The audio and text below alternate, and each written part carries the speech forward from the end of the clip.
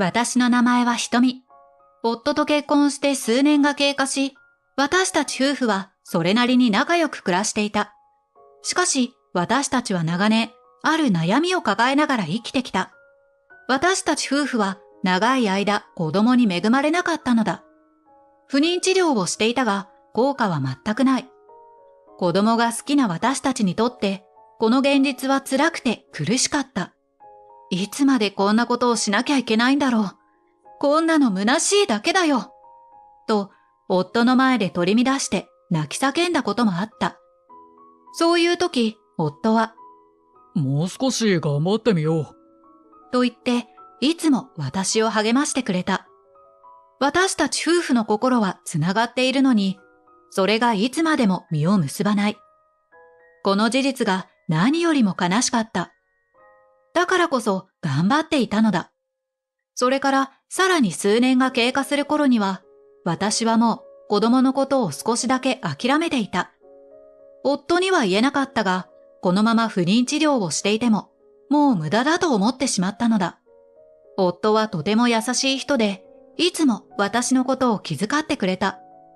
付き合っている時も結婚してからもそれは変わらず、私は本当に幸せな日々を送っていたのだ。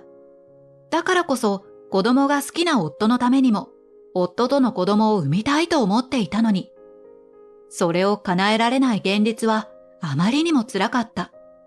しかし、そろそろ夫に私の思いを伝えなければならないと思っていたのだ。そんな時期に衝撃的な事実が発覚。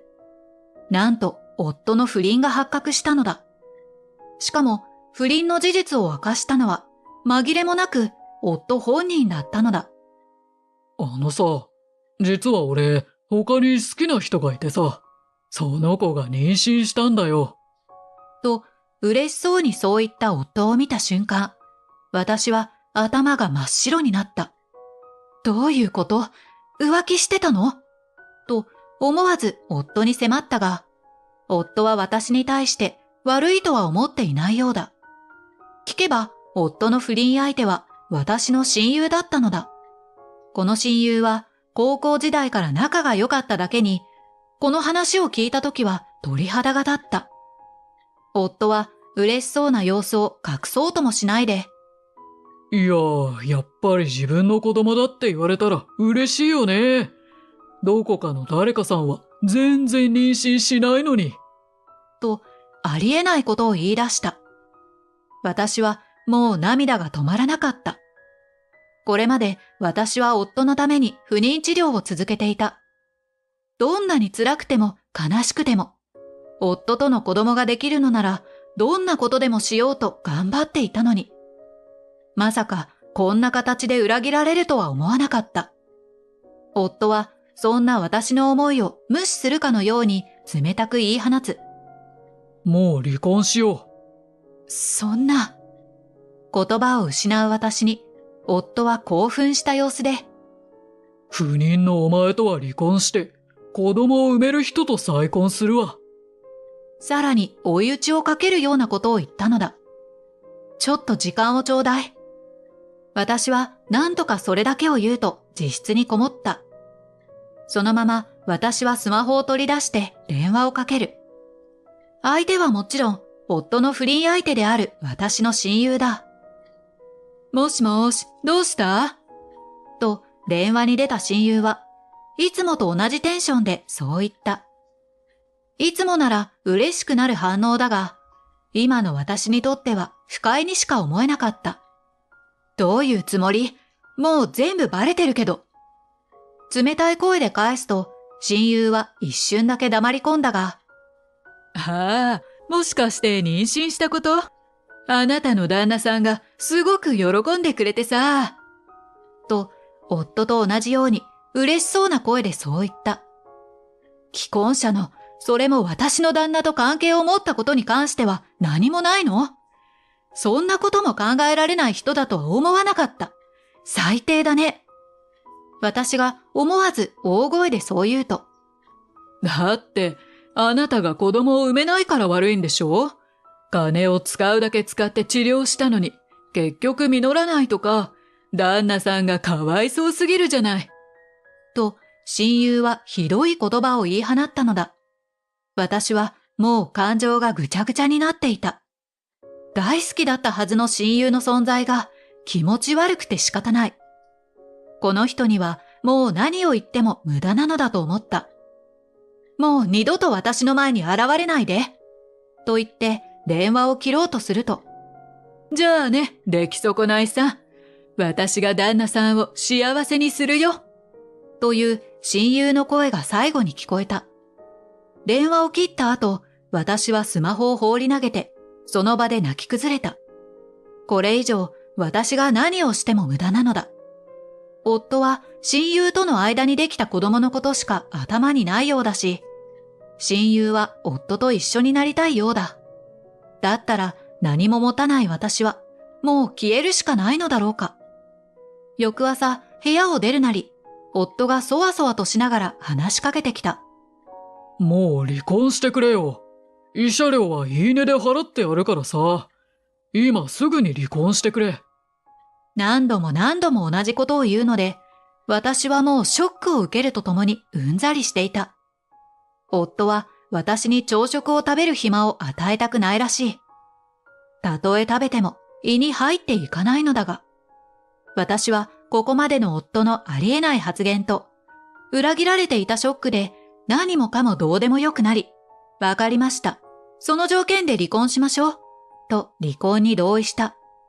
それを聞いた夫は、本当か？と嬉しそうにそう言っていたが、私はそれを無表情で見つめていた。その後、夫とは離婚が成立し、私は慰謝料を受け取って実家に帰った。元夫からは二人で暮らした家に住んでもいいと言われたが、二人の思い出が残るこの家に住むのは絶対に嫌だった。元夫は親友の家に行ったようだ。実家に帰った私は毎日のように泣いていたが、一年も経つと元夫のことも少しずつ忘れていった。さらに数年が経過すると、元夫のことは完全に吹っ切れていた。私は数年はお一人様として気ままに生きてきたが、やがて素敵な男性と出会い再婚。新しい夫は私が不妊だということに理解を示してくれた。俺は君のことが好きで結婚したんだ。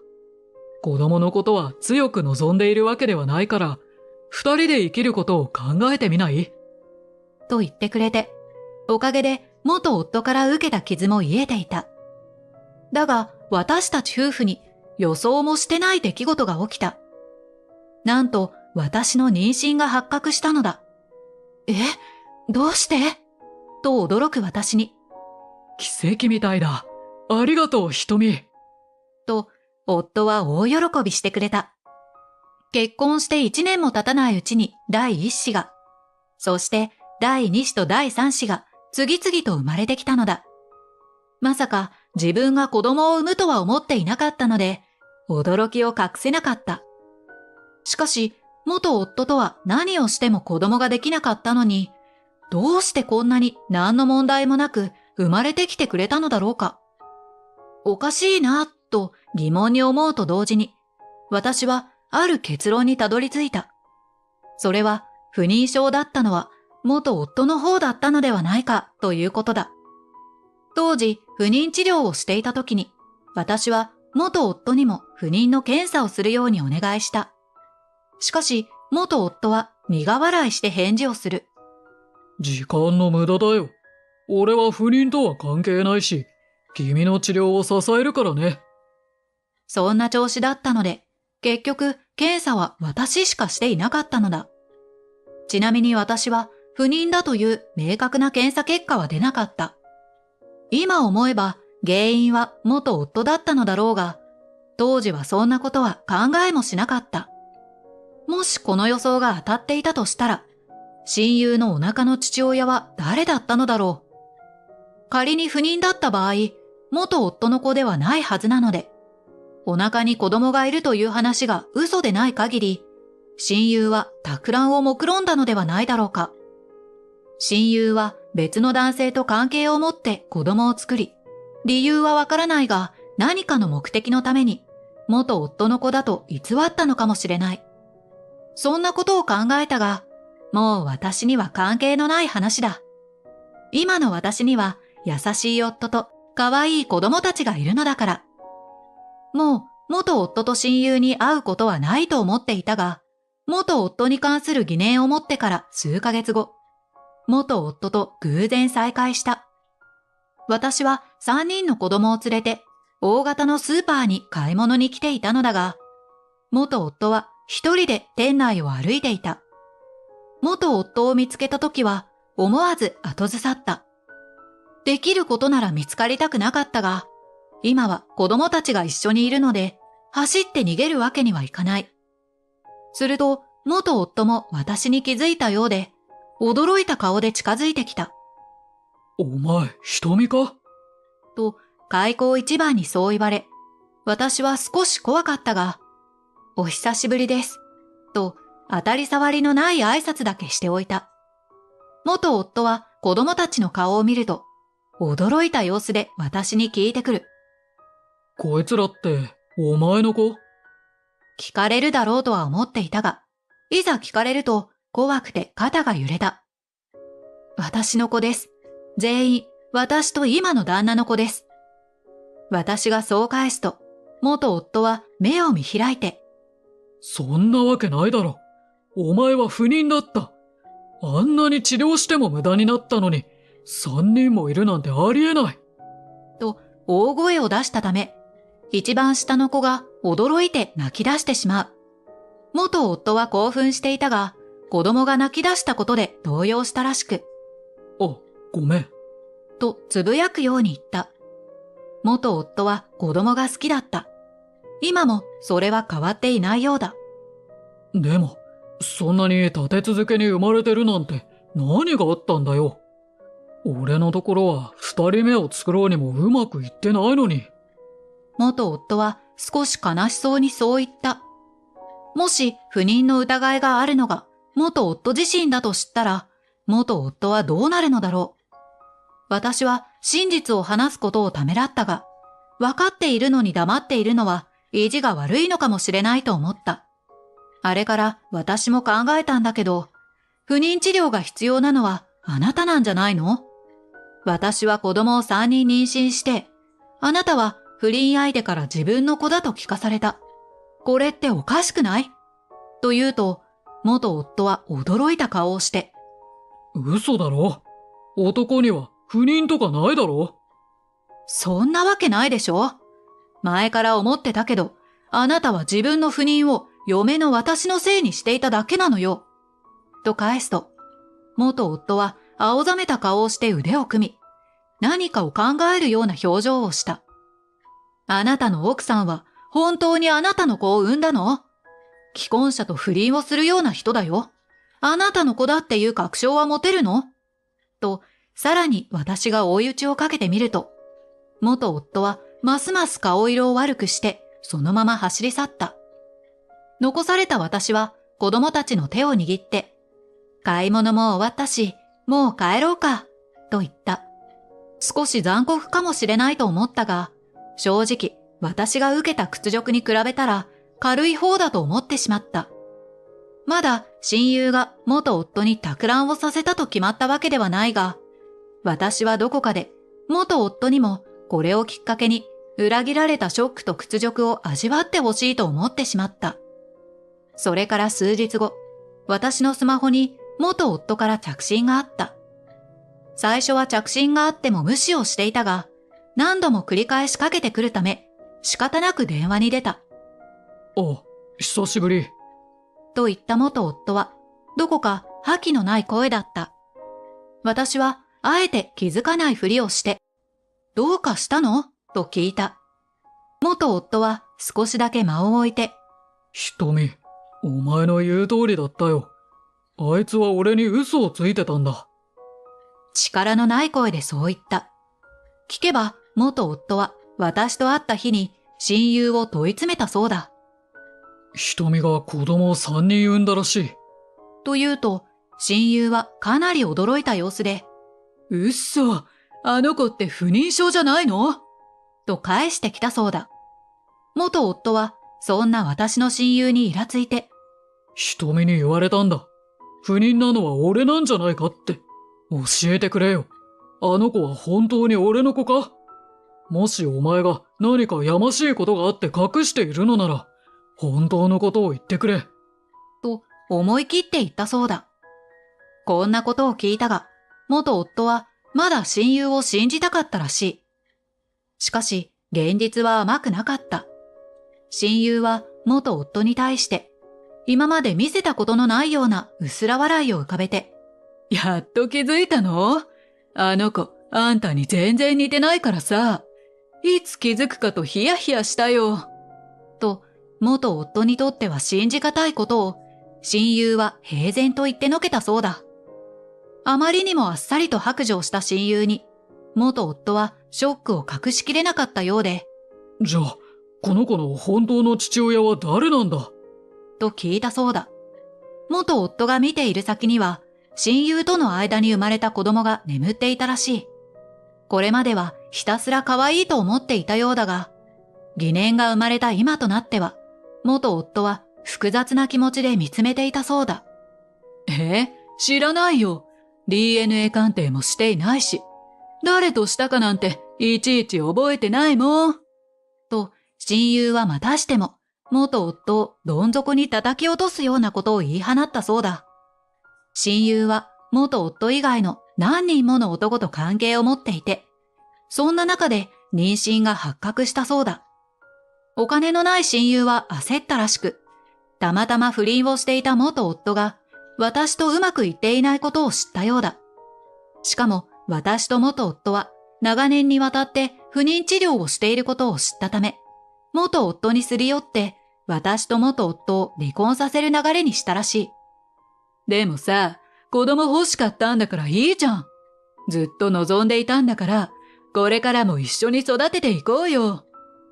親友はお気楽な様子でそんなことを言ったそうで、元夫はそれを聞いた瞬間にブチ切れたそうだ。ふざけるな。俺がこれまでどんな思いで子育てしてきたと思ってるんだ。元夫は感情のままに怒鳴り散らすと、驚いて呆然としている親友と泣いている子供を置いて、そのまま家を出たそうだ。元夫がこれまで自分の子だと思って育ててきた子は、血のつながらない他人の子供だった。その事実は元夫を相当傷つけたようで、元夫は精神を病んでしまったそうだ。ここまで話した元夫は、なあ、瞳。俺はあいつに騙されて、お前と離婚したんだ。再婚してくれとは言わない。お前には旦那も子供もいるし、家庭を壊したいわけではないんだ。ただ、俺のことを助けてほしい。と言い出した。正直、ここだけ聞いていれば、かわいそうな感じにも聞こえるが、元夫は自分から望んで私の親友と不倫をして、結果、私に慰謝料を支払うという条件まで提示して離婚したのだ。それを今になって騙されただの、助けてほしいだのとわめかれても、何の同情もできなかった。これまで私にしたことを忘れたの？自業自得でしょ？私は元夫にそう言い放ち、完全に拒絶の意思を示してから電話を切った。その後、元夫のメッセージアプリの ID をブロックし、着信拒否も行った。今の私が元夫を助ける必要はない。そう自分に言い聞かせて、私は家族のために夕食の準備に取り掛かった。それから数年後、買い物をしていると昔の知人に声をかけられた。この知人は元夫の友人で、いわゆる共通している知人という間柄なのだ。別れたって本当だったんだね。無事に子供が生まれたならよかった。知り合いは私の今の暮らしを喜んでくれた。この知り合いは私たち夫婦の不妊治療のことも知っていたのだ。そういえば、君の元旦那がどうなったか知ってる？と、ふと知り合いがこう言った。知らないよ。何かあったの？あまり興味はなかったが、そう聞いてみると、知り合いは元夫の近況について話をしてくれた。私に拒絶された元夫は、それをきっかけに完全に精神を病んでしまったそうだ。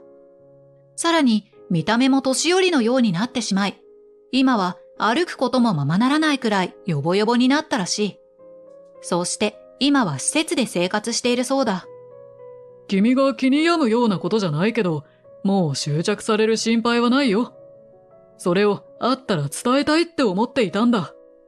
と、知り合いはそれだけを言うと、あっさりとその場を後にした。